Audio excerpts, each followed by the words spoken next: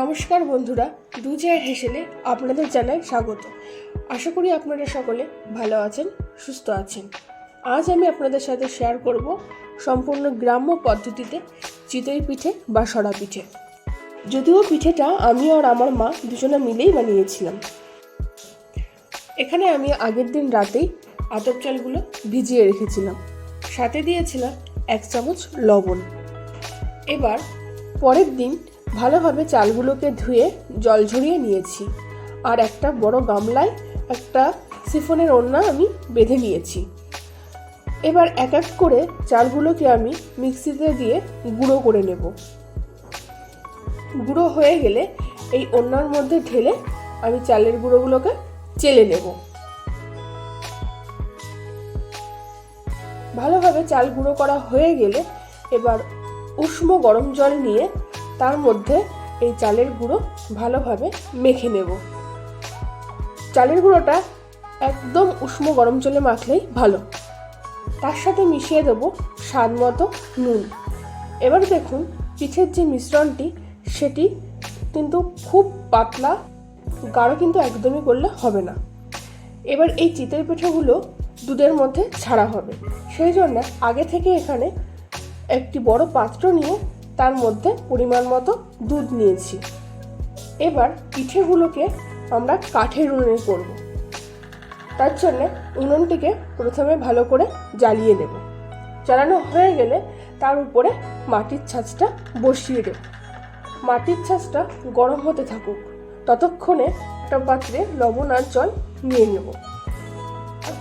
লবণ জলটা দিয়ে আমরা ছাঁচটাকে ভালোভাবে মুছে নিচ্ছি। এবার ছাঁচ মোছা হয়ে গেলে তার মধ্যে পিঠের ওই মিশ্রণটা এক এক করে দিয়ে দেব। যখন এখানে পিঠের মিশ্রণটা দিচ্ছিলাম তখন কিন্তু উনুনের আঁচটা ভালোই জোর ছিল।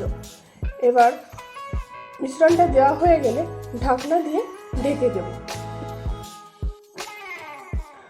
সরা দিয়ে ঢেকে দেওয়ার পর উনুনের আঁচটা একটু কমিয়ে দিলাম। কমানোর পর এবার পিঠেগুলোকে একটু সময় হতে দেব।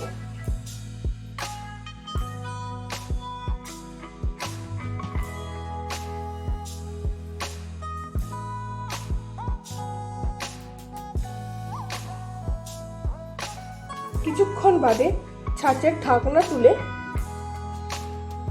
দেখলাম পিঠেগুলো সম্পূর্ণ হয়ে এসছে। তখন এক এক করে একটা কাঁচির সাহায্যে পিঠেগুলো তুলে নেব।